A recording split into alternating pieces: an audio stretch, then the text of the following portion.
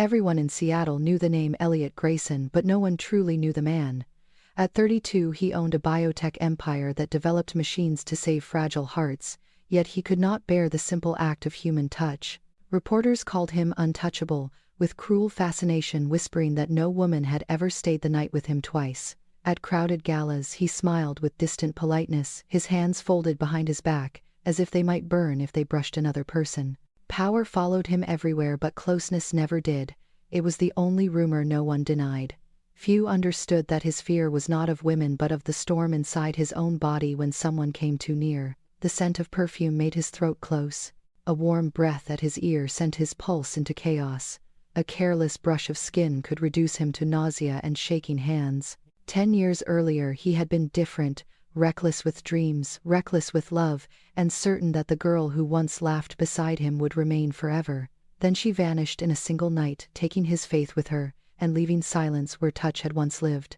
On Christmas Eve, snow softened the sharp edges of the city, and Elliot stood beneath chandelier light at a charity event for the Children's Hospital, a place that felt safer than most because suffering there was at least honest. He had come to write checks and leave unseen. He had no intention of staying.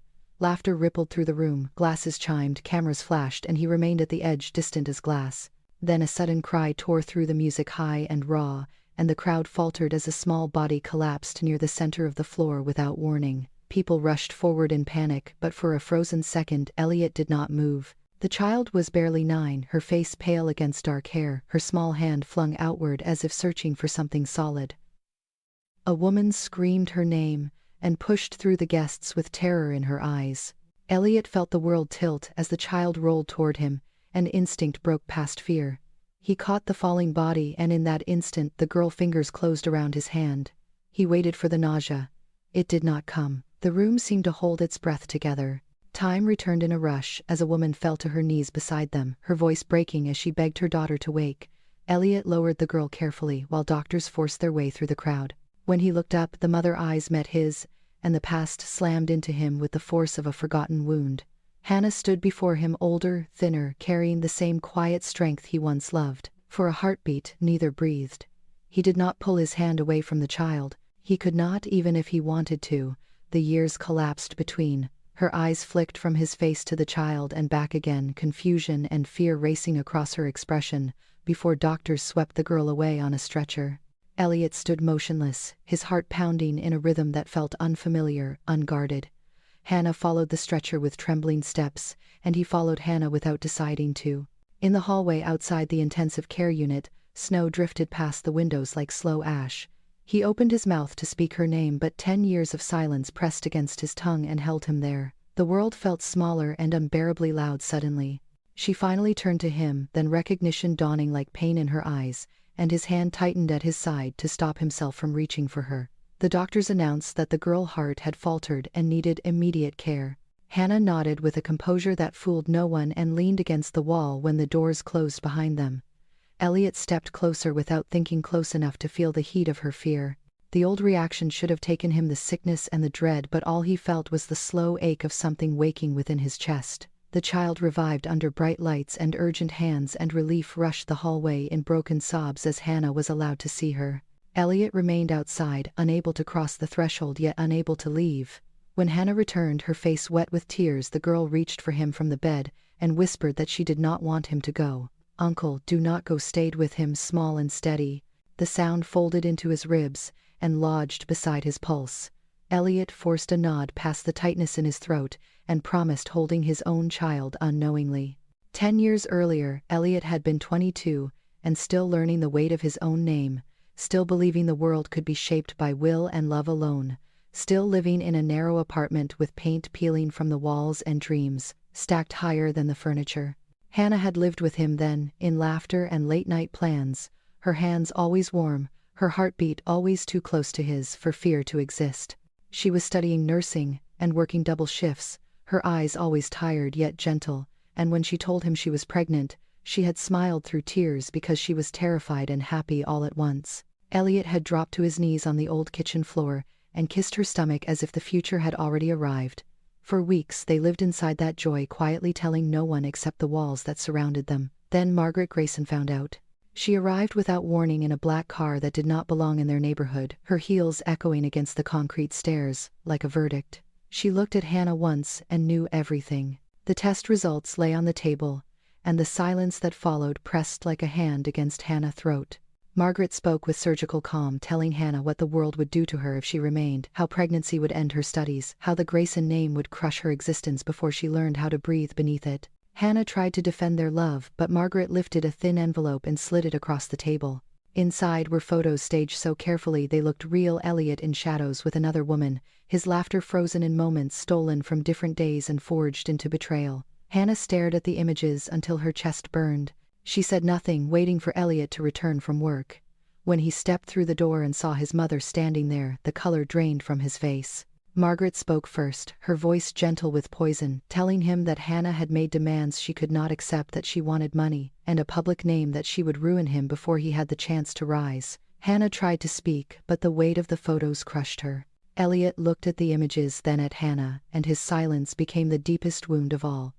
That night Margaret drove Hannah to a clinic under the lie of protection and care. In a quiet room that smelled of antiseptic and judgment, she placed a contract on the table, promising an education fund for Hannah's younger brother and silence as the price. When Hannah refused, Margaret whispered that Elliot would never see the child as anything but evidence of betrayal. Hannah signed with shaking hands and walked out into rain that soaked her coat and blurred every streetlight into grief. She chose to keep the child, but to vanish from Elliot's life, completely believing that love could endure absence if it spared him destruction. Elliot returned the next morning to an empty apartment and a note that said only goodbye. He searched for months through cities and contacts and unfinished hope, but Hannah had erased herself from his world with terrifying precision. When news reached him of her enrollment under a different name in a distant nursing program, it already felt like memory rewinding itself into ash. Elliot built his empire in the years that followed, with desperation masquerading as ambition, each success another wall between himself and what he had lost. He told himself she had betrayed him for stability, that she had chosen a future without him, and the lie hardened into armor. With every body that came too close afterward, his mind returned to the moment she turned away, and his body learned to protect him by rejecting touch itself. In a small town outside Tacoma, Hannah delivered her daughter alone, under hospital lights too bright for mercy. She named her Lily because she wanted her to grow from mud into certainty. The nurses carried the newborn away for tests and returned with quiet faces and whispered words about a heart that would one day falter. Hannah learned to hold her child with fear and devotion braided tightly together. She worked nights and studied days and built a fragile life balanced on survival and love. Lily grew with questions in her eyes she could not yet ask, and a father whose name she did not know. Hannah told herself that lies born of protection were still lies that would someday demand payment. She watched Lily sleep and wondered what kind of forgiveness she would one day have to beg for. As the years passed, Elliot trained himself never to desire what his hands could not hold. Women came and left in careful arrangements that ended before they could wound him. He told himself he was complete inside the world he had built of glass and steel, of boardrooms and contracts and distance. But sometimes in the dark he imagined the weight of a child he had never known resting against his chest, and he woke shaking without understanding why. When Lily turned 9, her heart faltered for the first time in public, and Hannah felt the ground tilt beneath her the way it had the night Elliot disappeared from her life. She rushed her daughter toward the brightest chance she could reach without knowing that the man she had erased had built it with his own hands. In the intensive care hallway that night, the past and present collided so violently it stole her air. Seeing Elliot again was like stumbling into a mirror that showed everything she had been and everything she had lost in a single breath. She did not know that the child with his pulse beneath her palm had always been his. She only knew that fate had returned him to her when she was weakest and least defended. Inside Elliot's chest, a pressure began to grow that felt both familiar and unborn. He watched Hannah disappear behind hospital doors with their daughter, and understood suddenly that the 10 years he believed had taught him how to survive had instead taught him how to hide. The truth, still unspoken, moved toward him like an unseen tide. In the intensive care unit, the air smelled of disinfectant and heated plastic and quiet panic. Machines whispered at measured intervals and nurses moved with clipped focus between curtains. Hannah stood beside the narrow bed, watching Lily's chest rise and fall with effort, counting breaths as if numbers could shield her. Elliot stood just beyond the doorway because crossing the threshold felt like trespass. The fluorescent glow flattened everything into sharp truth. He could see the small bruise on Lily's arm, where hands had rushed to save her, and he could still feel her fingers around his own. A doctor spoke in careful sentences about congenital weakness and monitoring and possibility. Hannah nodded without looking away. Elliot understood that sound had retreated to the edges of his hearing and returned in dull waves. The moment stretched thin like glass ready to break. He had paid for the best equipment in the building without knowing it was for her. The knowledge arrived like a delayed echo as he recognized the logo on the monitors and the design of the beds his company had prototyped. Guilt pressed him in a way fear never had. Hannah finally turned, and their eyes met across the narrow space left by wires and tubes. 10 years of absence settled between them, and neither could bridge it with a word. "I did not know," she whispered, and the honesty in it cut deeper than accusation. Elliot answered with a nod that felt too small for the storm behind his ribs. The doctor asked him to step back during a test, and instinct urged him to obey distance. But Lily's eyes fluttered open and found him first. Her gaze held him still. Hours slid past in measured alarms and whispered updates. Hannah did not sit, and Elliot did not leave. Nurses learned his name and softened their eyes without asking questions. At dawn, a cardiologist explained that Lily's heart would stabilize, but the future would carry careful limits and sudden risks. Hannah absorbed the words, like weather she had known since the day of birth. Elliot listened as if learning a language he should have spoken for years. When permission came for the child to be moved to a quieter room, Hannah almost collapsed with relief. Elliot reached out and stopped an inch from her sleeve, and withdrew as if burned by his own hesitation. She noticed, and the smallest smile lifted one corner of her mouth and vanished just as quickly. It was first thaw in a winter that had ruled them both. In the small waiting room, Hannah finally sat and pressed her palms together to stop their shaking. Elliot took the seat across from her, because distance felt safer than choice. They spoke of nothing at first and everything the way strangers do when history is too heavy to lift. She asked about his work and he answered in gentle outlines that hid numbers and power. He asked about hers, and she told the truth about night shifts and coffee and the way fear becomes routine. A nurse placed paper cups between them, and for a moment they shared the small ritual of steam and silence. Elliot felt the familiar warning rise when their knees brushed by chance, and then pass like a wave that had lost its force. He realized with quiet shock that he had not pulled away from her now. The surgeon returned near noon with cautious steadiness, and spoke of an upcoming procedure that would wait until winter passed its grip. Hannah listened with the practiced bravery of a mother who has learned to hold fear without surrender.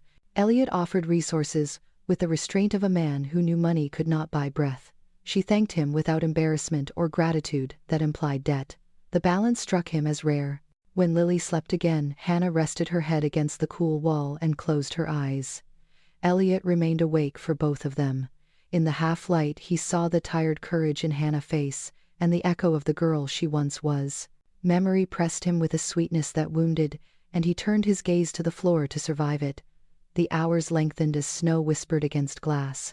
As afternoon folded into dusk, a social worker asked questions Hannah had answered many times before, and Elliot waited at the edge of each answer like a shadow learning its shape. He watched how Hannah stiffened at the word father and softened at the word home. The pattern carved something raw inside him. A young resident asked if he was family, and Hannah hesitated before saying he was a friend. The word landed with more weight than it deserved.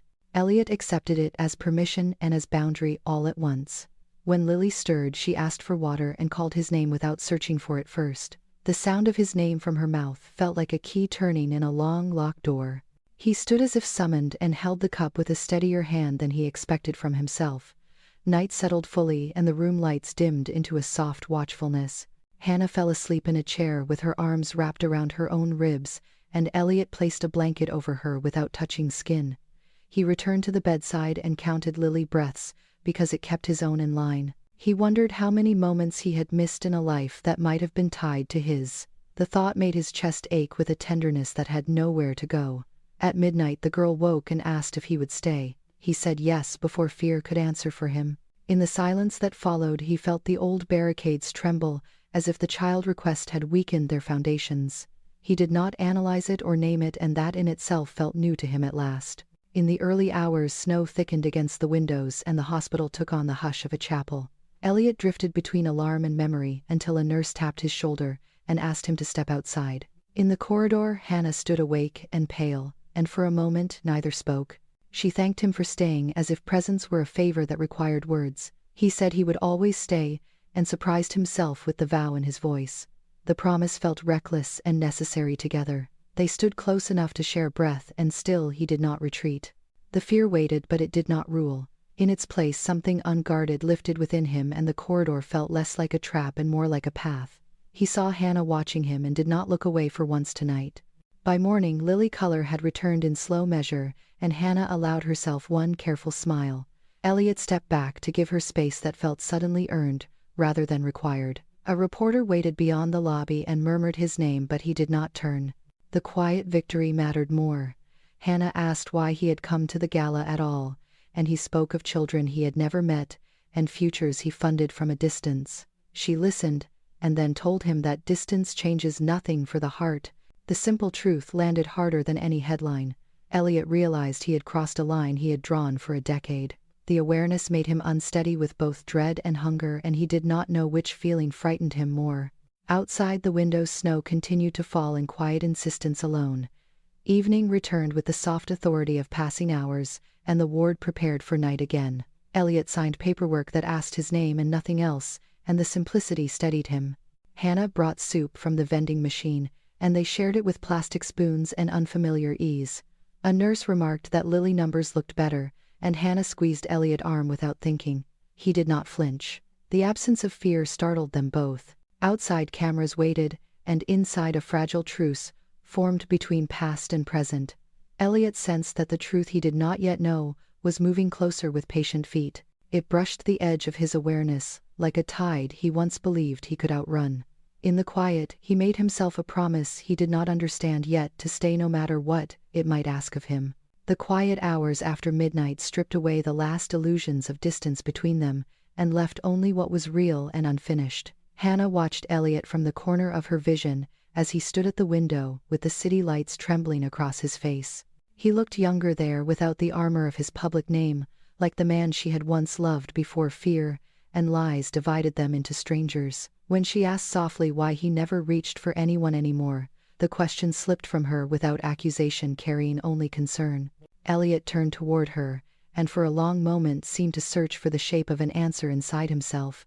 He told her the truth without romance and without mercy, because he had learned that lies were a luxury that always demanded payment. He said that after she disappeared, he built walls not of anger but of instinct, because the human body had learned a lesson his mind could not unlearn. He said that when anyone drew close, his chest tightened and his skin burned, and his breath became unreliable. He said that he had tried to defeat it with will and failed every time. Hannah listened with unwavering calm, and saw the boy inside him who had once trusted love with reckless devotion. He expected her to avert her eyes or to pity him, but she did neither. She said only that fear tells its stories loudly and often, and that survival does not always look brave from the outside. Elliot sat beside her and let the space between them shrink into something narrow and unfamiliar. He admitted that he avoided not only women but the future itself, because the thought of wanting anything deeply terrified him more than solitude ever could. Hannah reminded him that solitude can be another kind of prison. The words settled between them with a quiet authority. When Lily stirred in her sleep and reached blindly toward the edge of the bed, Elliot moved without thought and covered the small hand with his own. The child stilled at once and breathed more easily. The act felt ancient and urgent and completely new. Elliot held still, as if learning to inhabit his own bones. The surge of fear did not come, and its absence felt like standing at the edge of a cliff that did not lead to falling. Later, when Lily slept more deeply, Hannah spoke of her own nights alone, and the way motherhood had taught her to walk through fear rather than avoid it. Elliot listened with something like reverence. He told her he had never been able to imagine himself as a husband or a father, because the idea of failing someone so completely threatened his sense of control. Hannah told him that control is the story fear tells to stay alive. The world outside the hospital began to stir while they spoke in low voices that kept the night intact. Dawn found them in positions neither had seen coming close, but unentangled in the way of people who are learning a language of restraint and trust at the same time. When the doctor returned with the morning update, Hannah stood at once, and Elliot followed half a step behind without thinking about the significance of that motion. The child progress was slow but firm, and for the first time since Elliot arrived, he allowed a single unguarded breath to leave his chest. Hannah noticed, and something unspoken passed between them, that was not hope yet but no longer despair. Hours later, as the hospital settled into the rhythm of day visitors and routine fear, Elliot confessed the other truth he rarely shared. He told her that his mother had orchestrated much of his life from the beginning, and that he had confused obedience for loyalty for most of his adult years. He told her that every relationship he attempted was filtered first through her approval, until the need for approval became another version of desire he could not feel safely. Hannah did not defend Margaret, she only said that love that demands silence is not love at all. Elliot closed his eyes at that, and felt the weight of memory shift. He admitted that part of his fear was not of being touched but of being known without permission. Hannah answered that knowledge is the only thing love ever asks for in return. The words were simple, but they unsettled him far more than any accusation could have. In the quiet that followed, Lily woke and asked if it was still Christmas. Hannah smiled through exhaustion and told her that Christmas lasts as long as people keep giving things to one another. Lily considered this, and asked if Elliot could stay for it too. He answered yes without pausing and did not feel the familiar recoil when Hannah looked at him with surprise and relief braided together. As the afternoon unfolded, he learned the anatomy of small rituals he had never practiced before. Holding a cup to a child's lips without spilling, tucking a blanket without smothering, listening for alarms that sounded nothing like the ones inside his chest. Each task rewrote something inside him that he had believed permanent. When Hannah briefly left the room to speak with a nurse, Elliot felt a pull of absence that made him uneasy with longing. The sensation was so foreign that it frightened him more than fear ever had. He asked himself if this was what wanting truly felt like, and whether he deserved the answer. A volunteer brought a small paper tree and colored lights left from the holiday ward decoration, and set it on Lily's bedside table. She asked Elliot to plug it in, and he did, and watched the lights flare softly in the dim room. The glow reflected in Hannah's eyes when she returned, and for a moment he saw the echo of the girl who once shared grocery store Christmas lights with him, in a broken neighborhood he had not visited in a decade. The memory was so vivid he almost reached for her before restraint caught him. When he drew back, Hannah did not scold him.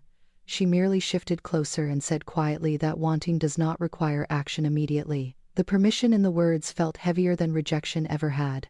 As evening neared, reporters gathered beyond the lobby doors and murmured his name with growing insistence. Elliot knew the sanctuary would end soon. The outside world would make claims on him and reshape the room with noise. He looked at Lily sleeping again and felt something tighten that was not fear but loss anticipated in advance. Hannah sensed the change and told him that leaving does not always mean abandonment, sometimes it is only the pause before returning differently. The idea that he could return differently unsettled him because it implied change rather than escape. He realized abruptly that avoidance had been easier than transformation. He confessed that he did not know how to love without being destroyed by the weight of it. Hannah answered that destruction is only one of love's possible outcomes, and that he had been living as if it were the only one. The certainty in her voice had nothing to do with optimism, and everything to do with experience. Elliot remained at the bedside long after visiting hours ended by privilege he had not asked for but did not deny. The room dimmed into late night again, and for the first time in his life, he did not dread what would happen if someone witnessed his vulnerability. When Hannah dozed off in the chair, he rose and adjusted her posture without touching her skin and still felt the connection hold. He watched her sleep and asked himself whether the man who once loved her still existed beneath years of distance. He suspected the answer was yes, and the recognition frightened him more than solitude ever had. Near midnight, Lily stirred and called his name again, and the simplicity of that summons undid him.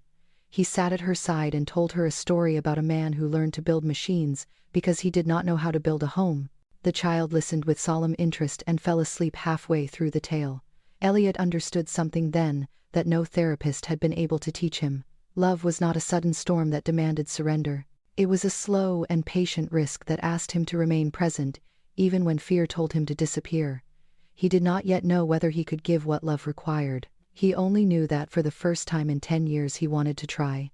Lily trust formed with Elliot in quiet, unannounced ways that neither adult understood at first. It showed in the way she smiled when he entered the room, even before she fully woke, and in how her fingers searched for the edge of his sleeve whenever a nurse approached with a needle. Hannah noticed it in the smallest gestures, the way the child's eyes followed him as if he were a fixed point in a shifting world. Elliot noticed it in the strange calm that settled inside his chest whenever Lily looked at him without hesitation or fear. On the third night after her collapse, Lily woke from a nightmare trembling and called for him instead of her mother. Hannah watched from the doorway as Elliot sat at the bedside and spoke to the child with a gentleness he had never practiced on anyone else. He told her stories of stars that learned to breathe underwater and of machines that learned to feel without breaking. Lily listened with solemn attention and relaxed inch by inch until sleep returned. Elliot remained seated long after her breathing evened out because he was afraid the fragile calm would shatter if he moved too soon. In the early morning, Hannah found him there with his head resting against the bed rail and something like peace written across his face. She did not wake him. The doctors increased Lily's activity slowly and cautiously, and by the 5th day she was allowed to walk the hallway with a monitoring cord trailing like a lifeline behind her. Elliot walked beside her at the same careful pace and felt a strange pride each time her steps held true. When she tired, he knelt so she could climb onto his back without thinking about boundaries either of them had once believed absolute. Hannah saw the movement and froze with a breath caught in her chest, but Elliot only felt the warm weight of the child against him, and the familiar world tilted in a way that no longer made him retreat. That evening, Lily asked him why his eyes looked sad even when he smiled. The honesty of the question stunned him. He searched for an answer made of truth and safety and found only one that might serve both. He told her that sometimes people forget how to be brave without knowing it. Lily considered this with the seriousness of a child who does not yet know fear can lie. She told him that he was brave because he stayed when she was scared. The simplicity of her logic unsettled him more than any diagnosis ever had. As the days passed, she learned his schedule before he spoke it, and waited for him to return from board calls with patient certainty. He began to shape his hours around her without noticing the change, until Hannah gently named it one afternoon. The realization made him pause, as if he had crossed a line without seeing it. Yet there was no panic in his body, only a widening sense of responsibility that felt neither imposed nor trapped. On the 8th day, Lily asked if he had children of his own. The question struck like a quiet blow. He said no, and meant it in the most literal sense, but the truth trembled behind the word. Lily leaned her head against his arm and said that he would be a good father because he listened even when he was afraid. The child wisdom pierced him because it carried no doubt. That night he slept poorly and dreamed of small hands slipping through his fingers while snow fell in thick silence around him. He woke with a start and sat in the dark listening to the rhythm of Lily breathing through the wall, and felt an ache inside him that did not feel like fear at all. The following morning, a nurse gave Lily her injection, and she reached instinctively for Elliot's hand instead of Hannah. He felt the old surge of tension, and then felt it pass under the steady trust of her grip. The needle sting came and went, and Lily did not cry. Elliot realized that his fear had once been louder than a child pain, and that the order had changed without his command. That afternoon, while Hannah stepped out to speak with the cardiology team, Lily asked him a question that did not sound like a question. She asked why he and her mother looked at each other like people who had lost something. Elliot did not know how to measure the truth for a child who carried enough fragility already. He told her that sometimes people lose each other without meaning to, and spend years trying to remember how. Lily said that if they wanted to remember, then they probably would. The decision in her voice sounded final. When Hannah returned, she found Elliot unusually quiet and Lily unusually cheerful. That evening, Lily insisted that they play a game she invented with paper cups and colors the hospital volunteer had left behind. The rules changed with every round, but Elliot played as if they were laws of nature and let her win each time without hiding the surrender. Hannah watched and learned how deeply this strange bond had already rooted itself. Late that night, Lily woke crying when an alarm startled the room and reached again for his name without searching for it. Elliot answered instantly and sat beside her even as his heart hammered with the memory of past panic. He held her hand and felt no sickness rise, only the weight of a promise forming without his consent. After she settled, he did not leave. Hannah stood in the shadow near the door and saw the man she had once loved before he knew how to run from himself. Something hopeful and dangerous stirred inside her. The next morning, Lily asked why Elliot never kissed anyone. The question pierced the quiet like a thrown stone. Hannah stiffened, and Elliot felt the familiar surge of shame threaten to rise. Before he could answer, Lily said that it was probably because he saved all his kisses for when they would matter the most. Elliot closed his eyes and nodded because the child had given him a meaning he could survive. Later, when Hannah confronted him gently about the growing closeness, he did not deny it. He told her that the child made his fear feel small without meaning to. Hannah warned him softly that children grow attached without defenses, and that promises become wounds if broken. Elliot accepted the caution with a gravity that surprised her. He promised only to stay honest with what he could give. Lily's condition stabilized further, and the doctors spoke of discharge within days, provided strict monitoring and steady care. Hannah made plans aloud to return to Tacoma, and Elliot listened to each detail with a tightening unease he could not separate from longing. The idea of distance returned like an old enemy, and he felt the reflex to retreat begin to stir. Lily broke the rising tension with a quiet question that stopped both adults cold. She asked why Elliot never held her mother hand. The innocence of the observation cut deeper than accusation. Hannah looked away as if the answer were too heavy to carry aloud. Elliot found himself kneeling at Lily's bedside, and answering with the most truth he could summon without shattering the room. He told her that he was learning how. Lily nodded with solemn approval as if she had expected nothing less. The approval felt like a seal set upon his hesitation. That night Hannah dreamed of doors opening, and for the first time in years did not imagine them closing again behind her. Elliot dreamed of a child calling him father, and woke with tears on his cheeks and no fear attached to them. The morning of discharge arrived with pale winter light and a hush that held expectations inside it. Nurses celebrated Lily's progress with gentle smiles and instructions that asked for vigilance and courage in equal measure. Hannah signed papers with a steady hand that trembled only when she did not think anyone could see it. Elliot stood beside her as if he belonged there, and no one questioned the place he held. Before they left, Lily asked if he would come with them.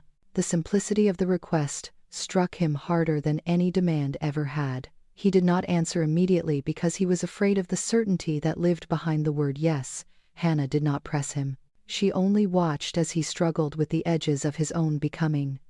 When he finally told Lily that he would walk them to the exit, the disappointment flickered across her face too quickly to hide. Elliot felt it as a physical pain, and understood in a sudden clear moment that if he turned away now, the loss would not belong only to memory, but to a living child who had chosen to trust him without proof. He followed them through the corridor, instead of stopping at the threshold. At the hospital doors he hesitated, and then crossed them with her, stepping into cold air and bright risk, without knowing where the decision would lead. Snow fell steadily outside the hospital, as Hannah and Lily prepared to leave the world beyond the glass, glowing with soft December light that made everything look kinder than it truly was. Elliot walked beside them in silence, carrying the small bag of medicine and instructions as if it were something sacred.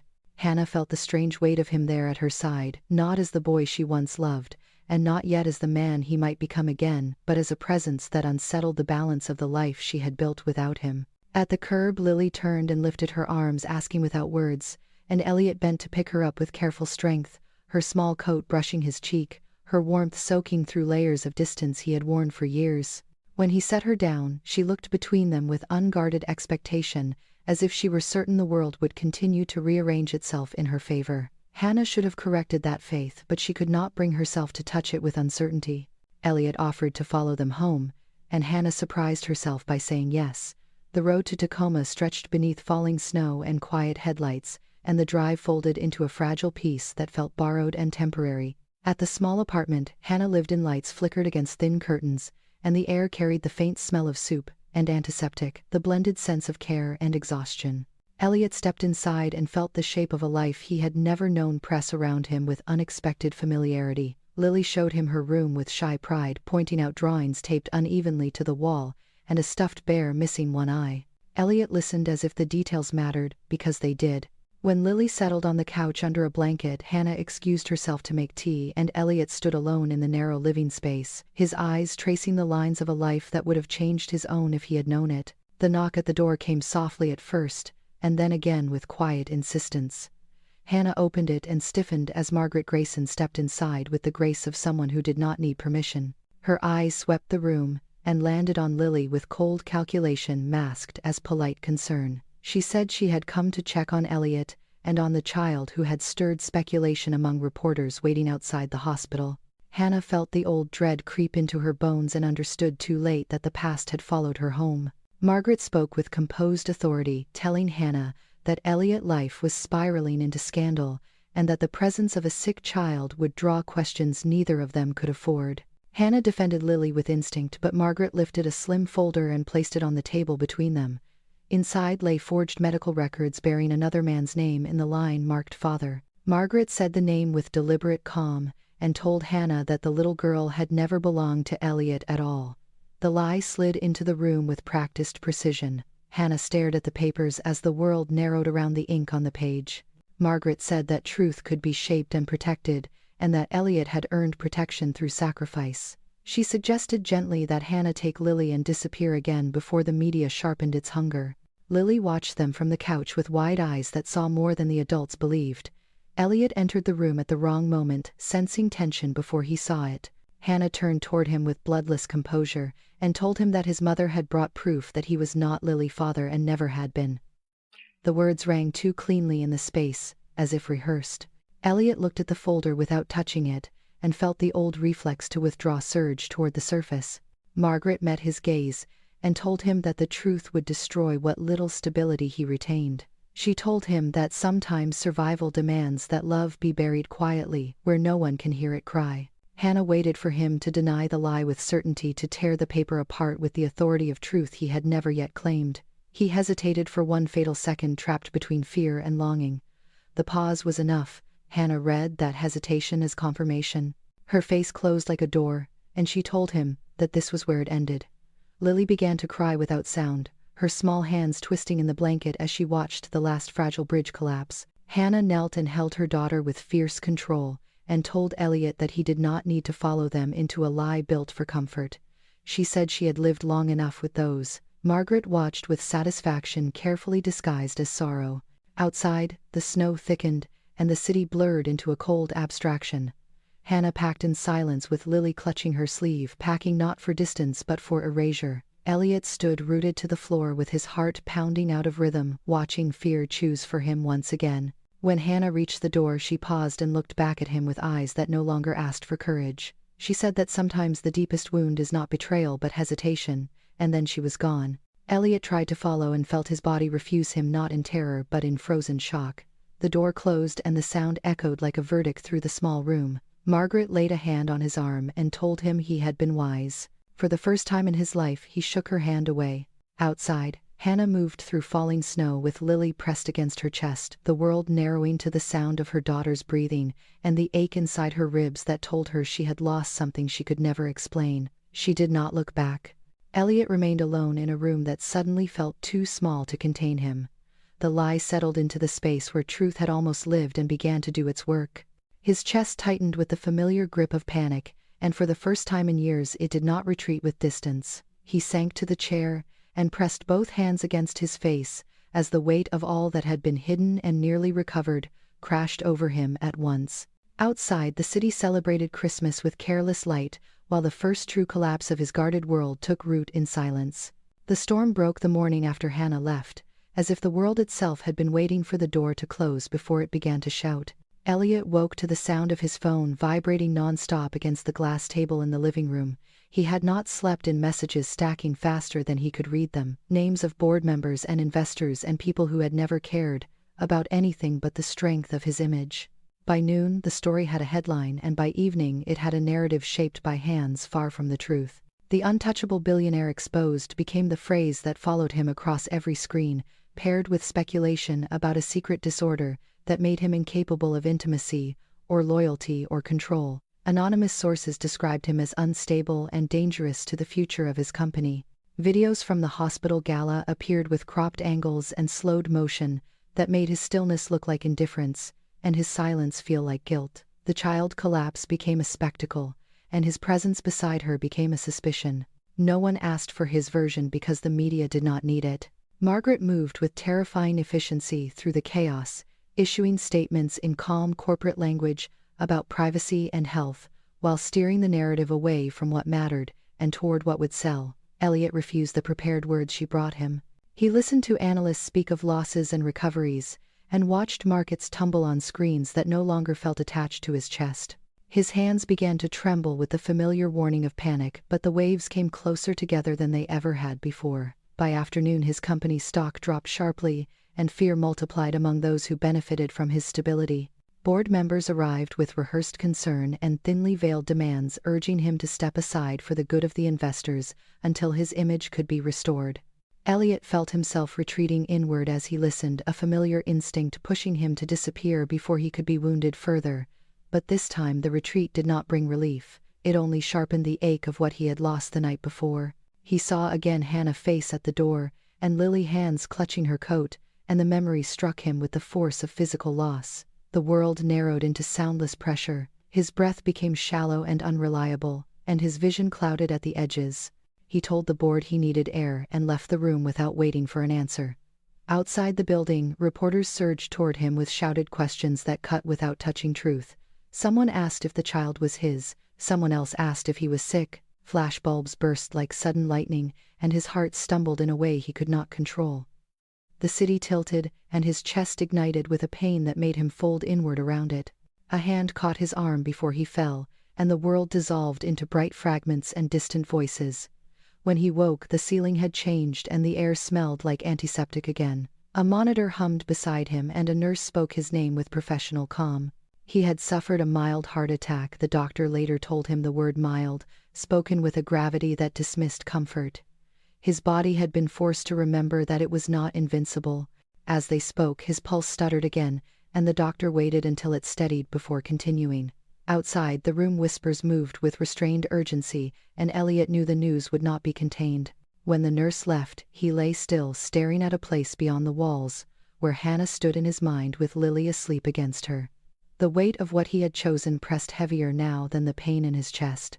That night, as medication softened the edges of his fear, his mind drifted in and out of memory, separated by thin threads of sound. In the space between waking and sleep, he called Hannah's name, without knowing his voice had left his lips. Hannah, do not go, came from him on a breath that barely carried across the room, and into the unseen. The nurse heard and said nothing. In Tacoma, Hannah learned of his collapse through an alert that moved faster than truth. The headline arrived before the details, and she felt the old fracture split open inside her chest. Lily slept on the couch, bundled under a blanket that still smelled faintly of hospital soap, and Hannah watched her with a terror that now had two faces. She told herself that Elliot not being the father made this none of her burden any longer, yet the lie felt thin beneath the ache. When Lily woke and asked if Elliot was sick, Hannah faltered at the honesty of the question. She said only that he had been working too hard. Lily pressed her face into Hannah's side and whispered that she hoped he would not disappear. The words struck Hannah with a quiet devastation, because she had been teaching her child how to survive exactly that kind of absence without ever naming it. The next morning the scandal widened as more voices claimed knowledge of a problem none of them had ever named before.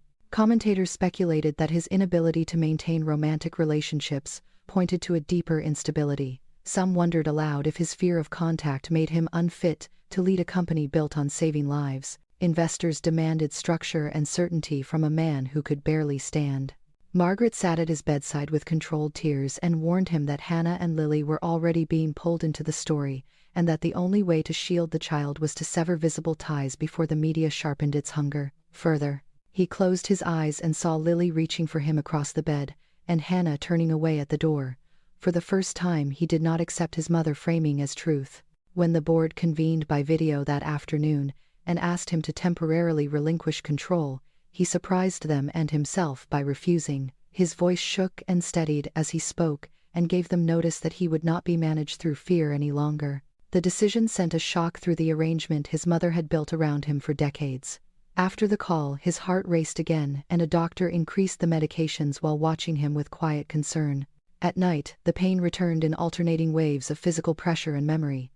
He dreamed of a winter station, where Hannah and a small girl waited on a platform while a train departed without him every time he tried to move. He woke with his jaw clenched, and the echo of his own helplessness inside his ribs. On the second day after the attack, Hannah stood outside the hospital with Lily dressed in a thick coat, and asked herself if she was foolish to come. The crowd had thinned and the cameras had turned elsewhere for the moment. Lily insisted that they bring a drawing for Elliot because she believed he needed to see it to feel better. Hannah nearly refused on instinct, then found herself crossing the lobby with the child's fingers wrapped tight in her own. At the elevator, Lily asked if Elliot would be angry with her for believing in him. Hannah told her that belief is never something to apologize for. When they reached the ward, Hannah hesitated at the doorway and Lily slipped free of her hand and entered first without waiting. Elliot sat half upright in the bed watching a muted television when he saw the child and for a second did not recognize the figure rushing him. Lily climbed carefully onto the mattress and pressed her drawing against his chest. It showed 3 figures under falling snow and a heart drawn around their heads. She said she came to make sure he did not disappear. The words struck him with a force greater than any headline. The monitor spiked and the nurse rushed in, but Elliot could not look away from the child's eyes that held only trust. Hannah stood frozen at the threshold, with fear and longing colliding inside her, like weather fronts meeting in midair. He saw her then, and the world fell quiet again. He lifted a hand toward her without thinking, and she did not step back. The moment held fragile and dangerous, and full of everything that had been unspoken between them. The room held its breath after Lily pressed her drawing against Elliot's chest, as if the walls themselves understood that something irreversible had entered the space. The nurse steadied the monitor and spoke softly while adjusting wires, and Lily remained very still, as if she believed movement might steal him away again. Hannah stepped fully inside at last, her heart pounding with a fear that now carried too many names to count. Elliot looked from the child to the woman, and felt a pressure in his chest, that was not pain but revelation, waiting for language. Lily asked if he liked the picture, and he told her it was the most beautiful thing he had ever seen, and meant it with a truth that left him trembling. When the nurse left and quiet returned, Hannah remained standing near the door, as if the floor between them were untrustworthy. Elliot spoke her name for the first time since the apartment, and the sound of it felt like undoing a knot that had been tightened for 10 years. Hannah answered, with his name just as quietly, and for one fragile second, the world stopped rearranging itself. Lily broke the stillness with a question that shifted the air completely. She asked why Elliot and her mother looked at each other like strangers who were also family. Neither adult found their voice at once, and silence thickened until the space felt unbearably full. Elliot felt his heart accelerate, and then steadied it with a breath, because fear now tasted like something he could challenge. He asked Hannah to sit, and she did, though her hands shook as she folded them in her lap. Lily climbed down and placed herself between them with the instinct of a child who senses fracture and moves toward it. Elliot looked at the girl and said that he did not know why she trusted him the way she did, but he was grateful beyond language. Lily answered that she trusted him because he never left when she was scared. The logic struck with clean edges that sliced through adult defenses. Hannah felt something give inside her that had been rigid since the night of the lie. Elliot turned back to her and asked a question that had been growing like a hidden pulse since the corridor outside the intensive care unit. He asked who Lily's father was. Hannah looked at her daughter and then at the man on the bed, and felt the weight of the lie press heavier than it ever had before. She told him that Margaret had shown her medical proof that another man was the father, and she had believed it because she had wanted to protect Lily from the chaos of his world. Elliot listened without breaking the fragile line of sight between them. He said slowly that Margaret had forged proof once before, and that he no longer trusted anything that came from her hands. The words struck Hannah like a door swinging open where she had believed none existed. Lily watched their faces with growing unease, and pressed closer to Hannah's side. Elliot felt the slow emergence of an idea he had feared to name even in thought. He looked at the child and saw in the curve of her mouth, and the way she tilted her head, an echo of a mirror he had avoided for a decade. His breath caught, and he spoke before he could retreat. He asked Hannah if Lily could possibly be his. The question fell between them with the quiet force of a truth waiting to be claimed or denied. Hannah closed her eyes because the answer had lived inside her from the beginning, even when she had buried it beneath survival. She said yes, the word barely leaving her lips before breaking into tears she had not allowed herself in years. Lily looked from one face to the other and asked what the word meant. Elliot reached for her hand and held it with care that felt newly steady. He told her it meant that he might be her father if the truth allowed it. Lily stared at him with wide eyes that held fear only for a moment before wonder replaced it. She said that she had always thought he felt like family, and now she knew why. Hannah and Elliot both felt the world tilt at the kindness of the child's certainty. The doctor returned at that moment and saw something in their faces that demanded explanation. Elliot asked for a blood test and said only that he needed to know something true. The doctor understood more than he allowed his face to show, and ordered the test with the neutrality of a man who has learned that medicine and fate speak often in the same room. Blood was drawn from Elliot and from Lily with equal gentleness. The nurse told them the results would take 2 days, because of the rare markers that had appeared in Lily's initial charts. Hannah nodded with a calm that lived above a storm she could not yet survive. Elliot watched the tubes disappear and felt the hours ahead gather weight like a brewing weather front. The waiting became its own test. Hannah returned home with Lily that evening because the ward would not allow overnight stays for visitors. Elliot remained behind with machines that marked time in merciless intervals. When he closed his eyes, he did not see charts or numbers but Lily's face and the fragile claim she had placed upon his life with a simple drawing. Hannah barely slept that night. Lily asked if Elliot would still like her even if he was not her father, and Hannah told her that love does not change its shape just because truth gives it a new name. The second day passed in slow, deliberate steps designed to stretch endurance. News of Elliot's condition stabilized the company stock temporarily, but the man himself felt suspended in a truth that had not yet chosen direction. Margaret arrived at the hospital mid-morning with practiced concern and calculated distance. She asked about Lily and Hannah with a voice that carried no warmth beneath its polish. Elliot told her there would be a DNA result in the next day, and watched something brief and sharp cross her eyes before she masked it with indifference. She told him that obsession with the past was dangerous, and reminded him that the board demanded reassurance, not story. For the first time in his life, he answered his mother without the gravity of obedience. He told her that the past had already defined him, and he would not allow her to define it again. Margaret warned him that truth unguarded destroys everything it touches. Elliot replied that lies had already done that. She left with a chill that lingered after the door closed. When the second night reached its middle, Hannah and Lily sat together at the small kitchen table, coloring without words. Lily drew a larger family than before, and asked if Elliot would be angry if the test said he was not her father. Hannah told her that people can be hurt by truth, but they are destroyed by lies. Lily accepted this, and said then she hoped the truth would be kind to all of them. Hannah wished she could promise that. The morning of the third day arrived with a sky too clear for mercy. Hannah and Lily returned to the hospital with steps that felt slower than time. Elliot sat upright, waiting with a composure he had never practiced before. When Lily ran to him, he opened his arms without hesitation, and for the first time in his life did not fear the closeness that followed. The doctor arrived with the sealed file, and the room folded inward around the thin line of the envelope. He explained the science with careful neutrality, but none of them listened beyond the word confirmed. The result declared in quiet certainty that Elliot was Lily's biological father with a probability that left no space for doubt. Hannah pressed a hand over her mouth and sobbed with a force that collapsed 10 years of restraint. Elliot stared at the page and felt the world rearrange itself around a truth so solid it could not be escaped or denied. Lily looked at both of them and asked if that meant Elliot really was her father now. Elliot lowered himself to her height and said yes with a voice that almost broke under the weight of the word. Lily smiled with a joy that was unafraid and wrapped her arms around his neck with the instinct of belonging. Elliot felt his body tremble, and for the first time in his life welcomed it. Hannah watched them and understood that everything she had built had shifted its center of gravity in a single breath. Outside the room, a nurse closed the door softly as if to protect the fragile birth of a truth that had waited a decade to be spoken. Snow fell harder that night, as if the sky itself were trying to erase and bless the same ground at once.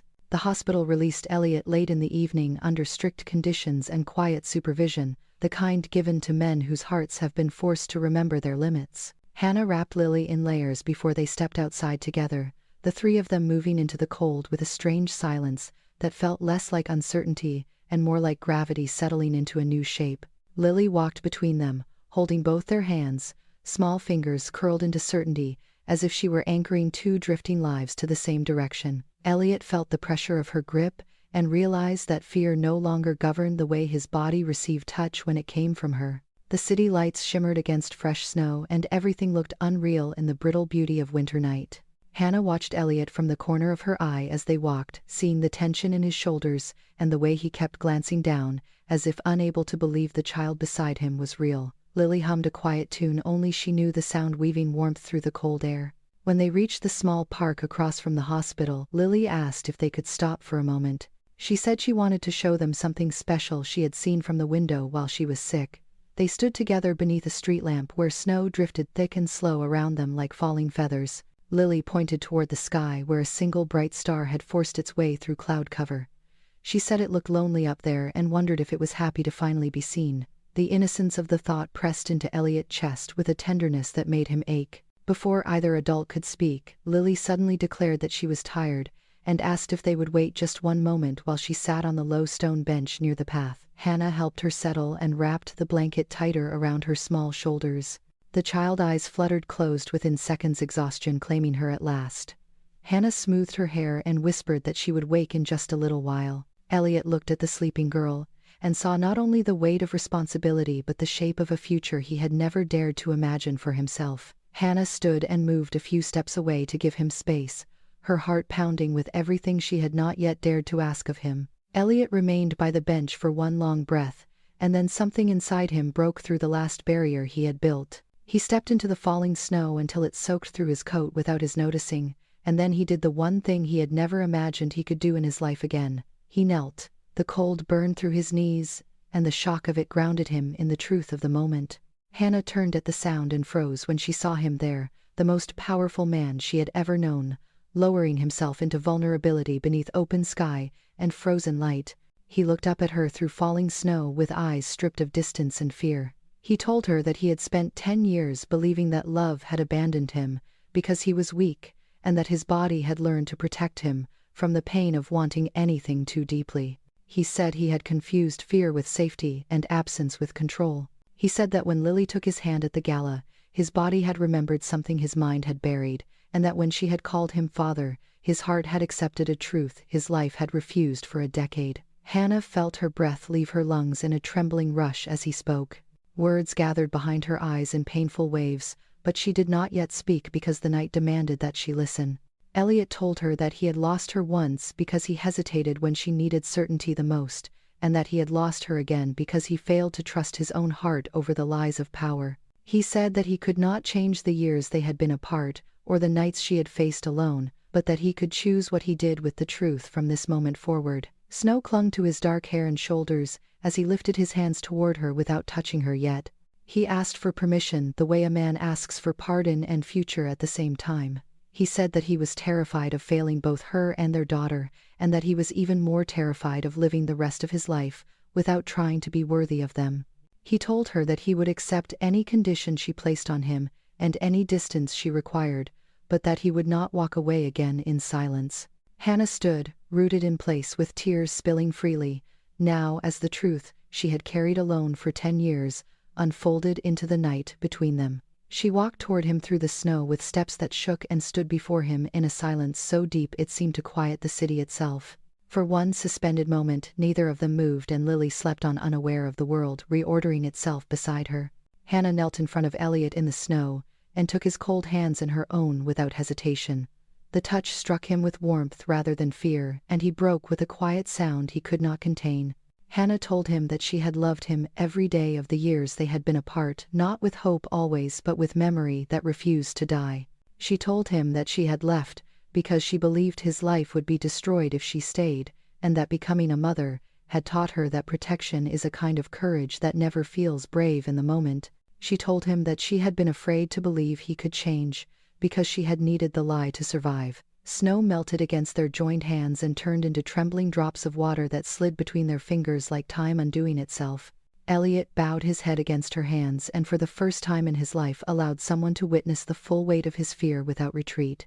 Lily stirred on the bench and murmured in her sleep, and the sound drew both adults back into the shared responsibility of the truth they now held between them. Elliot rose slowly from the snow and moved toward his daughter with reverent care. He lifted her gently and waited for the old fear to rise in defense. It did not. All that came was the steady, unfamiliar certainty that he belonged here in the cold with his family breathing against his chest. Hannah watched him hold their child and felt her heart fracture and knit itself together in the same instant. Elliot turned to her with Lily asleep in his arms and asked again without words, and she answered by stepping closer until the space between them no longer existed. Their foreheads touched without hurry and without demand, and the world contracted into the quiet intimacy of breath shared in winter air. The city moved on around them with distant voices and passing headlights, but the three of them stood still, as if anchored by something older and stronger than circumstance. In that moment under falling snow, Elliot did not promise wealth or certainty or ease. He promised only presence, and he meant it with everything in him that remained unbroken. The snow continued to fall, as Elliot carried Lily back toward the waiting car, with a care that felt instinctive rather than learned. Hannah walked beside him in silence, her heart still racing from the moment in the park that had stripped both of them bare. Inside the car, Lily shifted and murmured once more, before settling into deeper sleep with her head against Elliot's shoulder. The warmth of her body soaked through his coat, and for the first time in his adult life, he did not flinch from the closeness. He accepted it as something earned through truth rather than demanded by fear. The drive back to Hannah's small apartment passed without conversation, yet everything that mattered had already been said beneath the snow. When they arrived, Elliot carried Lily inside and laid her gently on the couch where she had slept so many nights without him. Hannah watched the scene unfold as if it were a vision she had never allowed herself to imagine. When Elliot straightened, he turned toward her uncertainly, as if unsure where to place his hands now that his life had changed shape. Hannah stepped forward and took the medicine from his coat pocket and placed it on the kitchen counter beside cups of water she poured, without looking away from him. Their eyes held one another with a gravity that made the room feel small and wide at the same time. Elliot whispered that his heart still felt unsteady, and Hannah answered that hers had been for years, and that neither of them had broken from it yet. He nodded at the truth of that, and reached toward her slowly, with permission in every inch of the motion. When his fingers brushed her sleeve, he stopped and searched her face once more for doubt. She lifted her hand and placed it over his without hesitation. The contact did not shock him with nausea or panic or retreat. It grounded him like the weight of his daughter had done moments earlier. Hannah felt his hand tremble beneath hers and tightened her grip just enough to tell him he was not alone in the moment. The world narrowed into the simple fact of shared touch, and both of them breathed through it together, as if learning again how to exist in a body that was not an enemy. Elliot closed his eyes and allowed the sensation to move through him without resistance and without command. When he opened them, tears stood unguarded, there not from pain but from the relief of surviving what he had once believed impossible. Hannah stepped closer and he did not step back. Her forehead rested against his chest and her breath moved with his in uneven rhythm, until both settled into something slow and real. For 10 years he had feared the failure to protect himself from feeling. In that moment he feared only the thought of losing what he had nearly destroyed. Hannah lifted her face and met his eyes, and asked softly if he was all right. He answered with a quiet yes that carried more courage than certainty, and she accepted it without needing proof beyond the steadiness of his gaze. When she leaned forward and kissed him, it was not hunger that drove her but recognition. The kiss was tentative and brief, yet it carried the weight of all the years they had been denied. Elliot felt the unfamiliar rush of desire, coupled with restraint, and did not collapse beneath it. He answered the kiss with equal care, and felt something inside him align, rather than fracture. They parted with breath shared, and hands still joined between them, as if afraid the world would return them to what they had been before, if they moved too quickly. Lily stirred on the couch, and each of them glanced toward her with instinctive protectiveness. Elliot whispered that he would do whatever it took to keep their daughter safe, even if that meant standing in full view of the life he had tried to hide from. Hannah told him that protection does not always mean sacrifice, and that sometimes it means visibility. The truth of that landed with the force of challenge, rather than comfort. Elliot understood that walking into fatherhood would also pull every shadow his mother had cast into the open. The thought of Margaret brought a flicker of tension to his eyes, and Hannah saw it. She asked if he was afraid of her. He did not deny it. He said that his mother had shaped his life through fear, disguised as love, and that standing against her felt like standing against the architecture of his own past. Hannah answered that architecture built on fear always collapses eventually, and that the only question was whether he would be standing inside it when it fell. Elliot looked at Lily sleeping peacefully, and felt the answer solidify without needing language. Before the night ended, he asked Hannah to let him take care of the legal and public pressure that would come with claiming Lily openly. Hannah told him that she did not want their daughter used as a symbol of redemption for anyone. Elliot agreed without hesitation and surprised himself at how easily he did so. In the quiet hours that followed, they sat together on opposite ends of the couch with Lily between them, and spoke in low voices about practical things that felt strangely sacred because they belonged to tomorrow rather than yesterday. They spoke of doctors and schedules and schools, and the small decisions that shape a life long before it becomes a story. When Lily shifted in her sleep, Elliot rested a hand on the blanket over her back and felt both the weight of what he had lost and the weight of what he had been given return to him at the same time. Near dawn, Hannah fell asleep sitting upright with her head tilted to one side, and Elliot draped a blanket over her shoulders, with hands that no longer feared their purpose. He watched the soft rise and fall of her chest, and felt a promise form inside him that had nothing to do with romance and everything to do with responsibility. When the morning light entered the room, he moved quietly to the kitchen and made coffee with unfamiliar ease, as if the motion belonged to him now. Lily woke a short time later and ran into his arms with the unfiltered certainty of a child who has decided where she belongs. Elliot caught her without fear, and both of them laughed in surprise at how right it felt. Hannah watched them from the doorway with tears that carried neither grief nor relief alone, but the complicated gratitude of a woman whose life had just shifted into a shape she had not dared to hope for. That afternoon, Elliot made the hardest choice of his life without spectacle or witness. He signed a legal document that transferred any future inheritance rights from Lily into a protected trust that could not be used to bind her to his public empire. He told Hannah that he would not allow her to grow up as leverage in any war of power that did not belong to her. Hannah understood the cost of that decision and saw the truth of his commitment within it. When he handed her the papers, his hands were steady and his eyes were not. Hannah realized then that the man before her was choosing love, not as a rescue but as a responsibility that would outlive every fear he had known.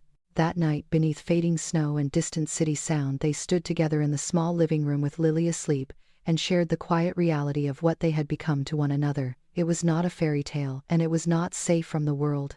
It was only honest, and that honesty felt like the bravest touch of all. 1 year later, the snow returned to Seattle with the same quiet patience it always carried, and Elliot stood at the living room window watching it fall, with Lily pressed against his side and Hannah moving through the kitchen behind them, with the soft familiarity of a life that had grown into its shape.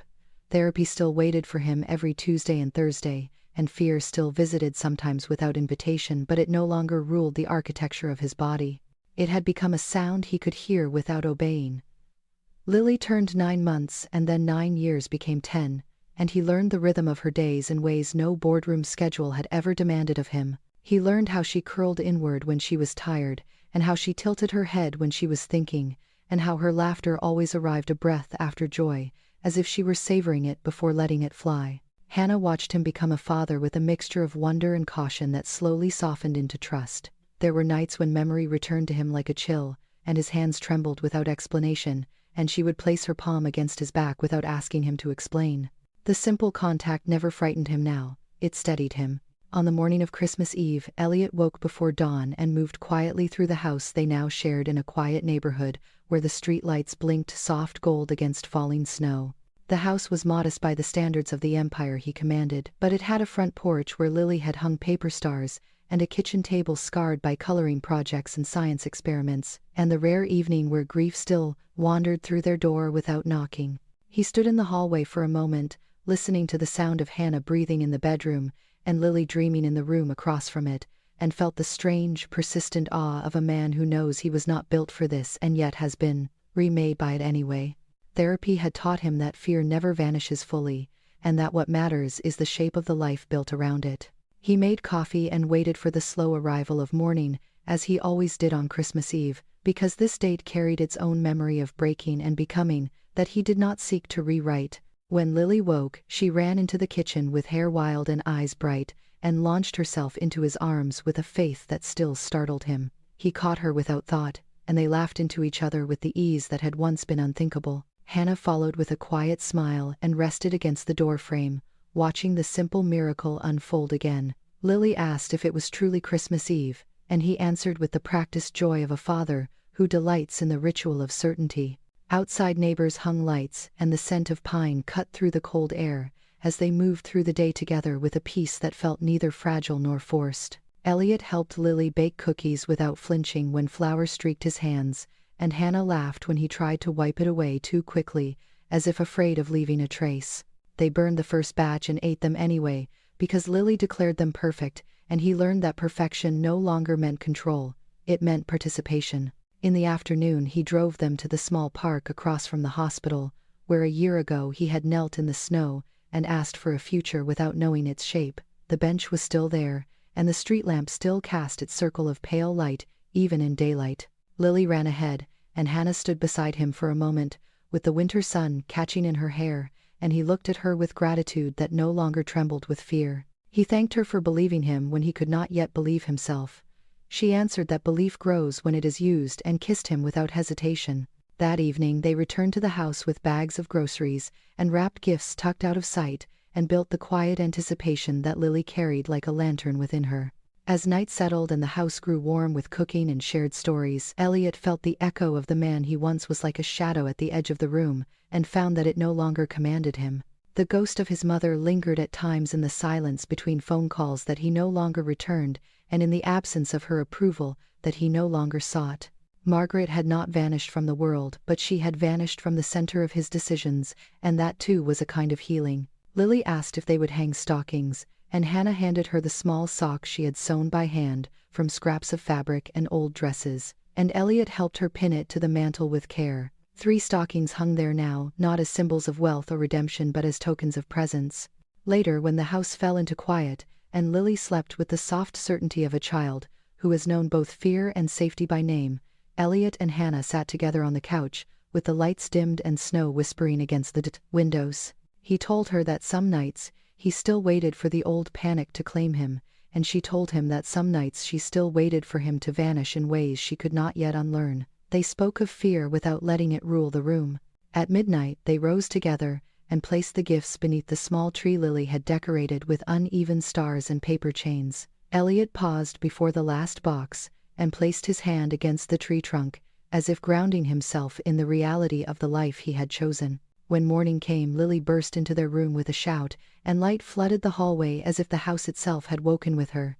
They gathered in the living room with blankets and laughter, and unwrapped gifts that were simple and deliberate. Lily gave Elliot a drawing of the 3 of them beneath falling snow, and wrote Daddy above it, with careful, uneven letters, and he held the paper with hands that trembled not from fear, but from a joy too large for his chest. He gave Lily a small bracelet etched with her name, and the date she had taken her first breath, and told her he would buy her many things in his life, but that nothing would mean more than the promise of being present when she needed him. Hannah watched them with tears that no longer carried the bitterness of lost years but the quiet wonder of days reclaimed. Later in the morning, the 3 of them walked through the neighborhood with coffee in gloved hands, and Lily skipping ahead to greet neighbors who now knew her father not as a headline, but as the man who shoveled their driveways after storms, and stood in line at the bakery for fresh bread on Sundays. Elliot felt the small dignity of this ordinary visibility settle into him as a permanence that no panic could dislodge. In the afternoon, they returned home, and Lily grew quiet in the way children do when joy has filled them to the brim.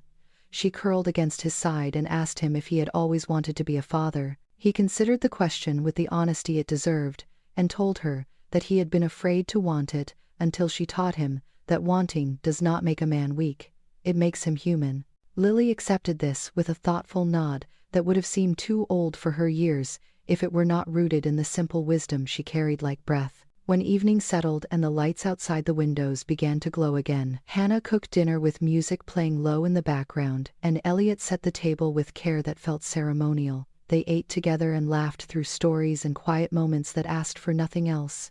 After dinner, Lily insisted on watching a movie, and fell asleep halfway through, with her head on Elliot's shoulder and her feet on Hannah's lap. Neither adult moved until the credits rolled and silence returned. Elliot lifted Lily carefully and carried her to bed with the same reverence he had learned in the hospital 1 year earlier. She stirred once and whispered Daddy in her sleep, and he answered with a promise the night could not see but the future would. When he returned to the living room, Hannah waited for him near the window, with snow still falling beyond the glass. He stood behind her and wrapped his arms around her without fear and without retreat, and rested his cheek against her hair. He told her that a year ago he had believed love was the thing most likely to destroy him, and that now he knew it was the only thing that had rebuilt him at all. Hannah turned in his arms and answered that she had waited 10 years to hear him say that truth aloud, and that she would wait no longer to live it with him. They kissed with the steady confidence of people who no longer needed proof that desire could survive fear. Outside, the city moved through its winter rhythms, and inside the house, 3 lives continued in the quiet, ordinary miracle of being chosen again each day. Elliot Grayson had once feared touch more than death, and had built his empire around the spaces he could control. On this Christmas night, he sat on a worn couch in a warm house with a daughter dreaming in the next room, and a woman he loved breathing beside him, and knew with a certainty that asked for nothing else that he had finally become what he had never known how to be before: a father. If this story moved you even a little, then you already understand the quiet truth at its heart. that love is not always loud or perfect, but it is chosen again and again in the smallest moments, when fear tells us to turn away, and we decide, instead, to stay, and to keep choosing, even when the night feels endless. Elliot and Hannah and Lily are not just characters on a screen, they are mirrors of the parts of us that have been broken, that have waited, that have loved in secret, that have been afraid of wanting too much and afraid of losing everything at the same time, and yet still hope to be chosen in the end. Today, if you have ever loved someone and lost them to silence, distance, pride, misunderstanding, or fear, then you know exactly what it means to wait for a touch that feels safe and a promise that feels real. And if you have ever been that afraid, billionaire, inside your own heart, then this story was written for you from the soul. Stories like this live or die not by views alone, but by the hearts that carry them forward. And when you like this video, you are not just clicking a button, you are telling the algorithm and the world that gentle love stories still matter in a noisy, distracted age, where attention is cheap but feeling is rare again today. When you subscribe, you are not committing to a channel. You are entering a space where healing, romance, broken souls, and quiet courage meet again and again, and every new story becomes a candle in the dark for someone who needs to believe that showing up is still worth it, even when the world feels heavy and lonely tonight too. I would love to hear from you in the comments where you are watching from, and which moment in this story touched you the most, because somewhere across the world another person is reading your words and realizing that they are not alone in their waiting either, and that their own quiet pain suddenly has a shared voice tonight too. If you believe in second chances, in love that grows after loss, and in families that are built not by perfection but by daily choice, then share this story with someone who might need the reminder that broken does not mean finished, and fear does not mean forever, even when the past still hurts in this quiet hours alone now. Your support allows us to keep creating stories like this, ones that choose tenderness over spectacle, sincerity over shock, and healing over easy endings. And every comment, every like, every share becomes part of the invisible bridge that carries these stories to the next heart that needs them, no matter how far away that heart may be tonight too. Now, next time we return with another story of destiny, loss, reunion, and the kind of love that survives its own wounds. And if you stay with us, you will meet new souls, new scars, and new chances to believe again in the quiet miracles we forget to look for when life makes us busy, tired, and afraid of hoping again. Until then, take care of your heart, be gentle with your own fear, and if tonight you feel alone, remember that somewhere someone else is also choosing to stay, to try, and to love again, just like Elliot, just like Hannah, and just like you, who are still here, still listening, still hoping, still open to the next miracle tonight.